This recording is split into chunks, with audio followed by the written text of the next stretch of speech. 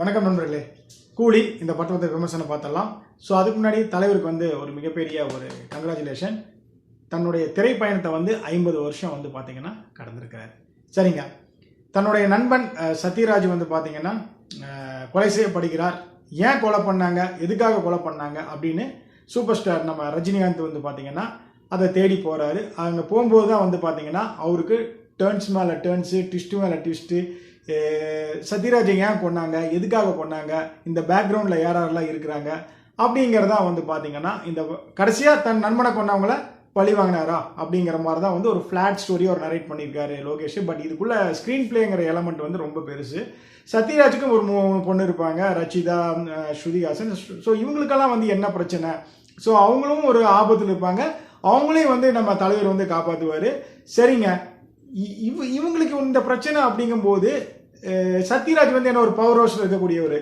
So அவர் அங்கேயே இருக்காரு. அங்கிருந்து அவருக்கு என்ன பிரச்சனை, அங்கே அவரை போட்டு தள்ளினாங்க அப்படிங்கிற இந்த ஒரு பேக்ரவுண்டில் தான் பார்த்தீங்கன்னா நாகார்ஜுனா பிக்சருக்குள்ள வர்றாரு. சரிங்களா. ஸோ நாகார்ஜுனா ஓப்பனாக சொல்லிட்டாங்க அவர் ஒரு வில்லன் போர்ஷன் அப்படின்ட்டு. ஸோ நாகார்ஜுனா பார்த்தீங்கன்னா அவர் ஏன் வில்லன், அவர் பெரிய ஹார்பர் இருக்கும், விசாக் ஹார்பர். ஸோ விசாகோடைய ஹார்பரை பொறுத்து ஆக்சுவலாக ரஜினி ஸ்டார்டிங்கில் விசாக ஹார்பர் தான் பார்த்தீங்கன்னா சத்யராஜ் தேடிட்டு வருவார். ஸோ அங்கே தான் கூலியாக என்ட்ரி உள்ளே கொடுத்து ஏன் சத்யராஜ் கொண்டாங்க அப்படிங்கிறத கண்டுபிடிக்கணும்ட்டு வருவார். அங்கே நம்ம நாகார்ஜுனா பார்த்தீங்கன்னா பெரிய ஒரு கேங்ஸ்டரு. அவருக்கு ரைட் ஹேண்டாக பார்த்தீங்கன்னா ஷோபின் சபீர் இருப்பார். அவரை பொறுத்த வரைக்கும் என்னென்னா யாரால நமக்கு அகேன்ஸ்டாக இருக்காங்களோ அவங்களெல்லாம் போட்டு தள்ளுறதா சபீரோட வேலை. அதே நேரத்தில் பார்த்தீங்கன்னா நாகார்ஜுனா பார்த்தீங்கன்னா செமையை நடிச்சிருப்பாரு. பட் அவரு பார்த்தீங்கன்னா ஒரு நார்மலாக இருந்த ஆள் தான். பட் அவன் எப்படி இவ்வளோ பெரிய ஹார்பருக்கு ஒரு லீடர் ஆனா, அப்படி எப்படி இவ்வளோ பெரிய கேங்ஸ்டர் ஆனா அப்படிங்கிற மாதிரி கூட ஒரு ட்விஸ்ட் எல்லாம் வச்சிருப்பாங்க. ஸோ ஃப்ளாட்டாக சொல்ல போனால் நாகார்ஜுனா தான் இத்தனைக்குமே காரணம். ஓகேங்களா. இதை மட்டும் வச்சுக்கோங்க. நாகார்ஜுனா தான் பார்த்தீங்கன்னா இவ்வளோ பிரச்சனைகளை பண்ணி இவ்வளோ இது. ஸோ என்ட்ரி ஆகி இவர் எப்படி நாகார்ஜுனாவை எதிர்கொண்டு அவர் அழிச்சார் அப்படிங்கிற மாதிரி தான் நான் சொல்லிடுறேன். இதுதான் பார்த்தீங்கன்னா ஃப்ளாட்டாக இருக்கக்கூடிய கதைக்களம். ஓகேங்களா. ஒரு அளவுக்கு சொல்லியிருப்பேன் நினைக்கிறேன். ஏன்னா இந்த படமே கொஞ்சம் நான் லீனியராக தான் எடுத்துகிட்டு போகிறாங்க. ஓகேங்களா. ரஜினியோட ஃப்ளாஷ்பேக் போர்ஷனாக இருக்கட்டும், அதே போல் பார்த்தீங்கன்னா லேடிஸ் ஹாஸ்டல் ஃபைட்டாக இருக்கட்டும், இந்த மாதிரி நிறையா ஸ்டண்ட் சீக்வன்ஸாக இருக்கட்டும், எல்லாமே ரொம்ப நல்லா வந்திருக்கு. உபேந்திராவோடைய நடிப்பு பார்த்தீங்கன்னா ரொம்ப நல்லா இருக்கும். கேமியோக்கு வந்தாலும் நல்லா இருக்கும். அதே போல் நம்ம அமீர்கான் கேமியோ வந்தாலும் வரட்டியும் கூட ஒன்றும் எஃபெக்ட் கிடையாது. ஸோ அது தேவையான்னு எனக்கு தெரியல. பட் அதே நேரத்தில் பார்த்தீங்கன்னா இந்த படத்தில் ஸ்ருதிஹாசன் ரொம்ப நல்லா நடிச்சிருக்காங்க. ஃபர்ஸ்ட் ஹாஃபில் அவங்க தான் பயங்கரமான விஷயமெல்லாம் நிறைய பண்ணியிருப்பாங்க. மெயினாக என்னென்னா ஒரு 15 நிமிஷத்துக்கு முன்னாடி இன்டர்வல் பிளாக்ல செம்மையான ஒரு கட்டை போட்டு நிறுத்துவாங்க. லோகேஷ் குண்டான ஒரு சிக்னேச்சரு. அதுக்கப்புறம் பார்த்தீங்கன்னா இந்த டோட்டல் படத்தோடைய ஸ்ட்ரென்த் அண்ட் சயின்ஸ் பார்த்தீங்கன்னா நம்ம அனிருத் சும்மா எலிவேட் பண்ணுறாரு. ஒவ்வொரு மியூசிக்கும் ஒவ்வொரு இடத்துல. ஸோ ரஜினிகாந்த் வழக்கம் போல் தன்னுடைய அந்த ஸ்வாக், அந்த மேனரிசம், அவரோட ஸ்டைல் ரொம்ப நல்லா இருக்குது.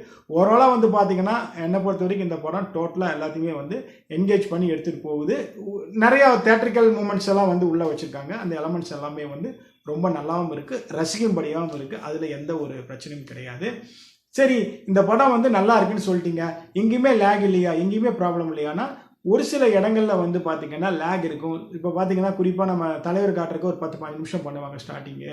அதுக்கப்புறம் பார்த்தீங்கன்னா சில இடத்துல பார்த்தீங்கன்னா அப்படியே ஸ்லோவாக போயிட்டு இருக்கும். முக்கியமாக அந்த ஃப்ளாஷ்பேக் போர்ஷனெல்லாம் பார்த்தீங்கன்னா கொஞ்சம் ஒரு அது அவ்வளோ இது தேவையா அப்படிங்கிறது, ஏன்னா ஒரு கேரக்டர் எக்ஸ்பிளைன் பண்ணணுங்கிறதுக்காக அப்படி கொண்டு வருவாங்க. ஸோ இந்த மாதிரிலாம் நிறைய விஷயங்கள் இருக்குது. பட் இருந்தாலும் என்னை பொறுத்த வரைக்கும் என்னென்னா தலைவர் படம் நீங்கள் நினைக்கிற மாதிரி இந்த படம் மாதிரிலாம் கிடையாது. இந்த தர்பார் மாதிரி அந்த மாதிரி மொக்கையெல்லாம் படம் கிடையாது. இந்த படம் பார்த்தீங்கன்னா உண்மையிலேயே ரொம்ப ரொம்ப சூப்பராக இருக்குது. டெஃபினட்டாக குழந்தைகள் ஃபேமிலி ஆடியன்ஸ் ஏன் இந்த படத்துக்கு வேண்டான்னு சொன்னாங்க எனக்கு புரியல. அப்படி ஒன்றும் பெருசாக இல்லை. எனக்கு கேட்டிருந்தா ஏ சர்டிஃபிகேட் கொடுத்துருக்க தேவையில்லை. தாராளமாக உள்ளே போந்து இந்த படம் பார்க்கலாம். ஓவராலாக இந்த படத்தோடைய பாட்டாக இருக்கட்டும், மியூசிக்காக இருக்கும், நீங்கள் போயிட்டு உட்காந்து என்டர்டெயின் பண்ணிட்டு தாராளமாக வரலாம். என்னை பொறுத்த வரைக்கும் இந்த படம் நல்லா இருக்கு, எனக்கு பிடிச்சிருக்குது. பட் ரொம்ப எக்ஸ்பெக்டேஷன் வச்ச டோன்ட் கீப் மோர் எக்ஸ்பெக்டேஷன். ஓகேங்களா. எந்த எக்ஸ்பெக்டேஷன்லாம் போய் பார்த்துட்டு என்ஜாய் பண்ணிட்டு வாங்க அப்படின்னு நான் சொல்கிறேன். ஸோ ஃபைனலாக ஒன்று சொல்லி முடிக்கிறேன். லியோ படத்துக்கு இந்த படம் ரெண்டு நீங்கள் ஒரு கம்பேரிசன் எடுத்துகிட்டு போகிறீங்கன்னா யாராவது, என்னை பொறுத்த வரைக்கும் Coolie is best, Leo the next. But விக்ரம்க்கு கொஞ்சம் கம்மி தான். தேங்க்யூ.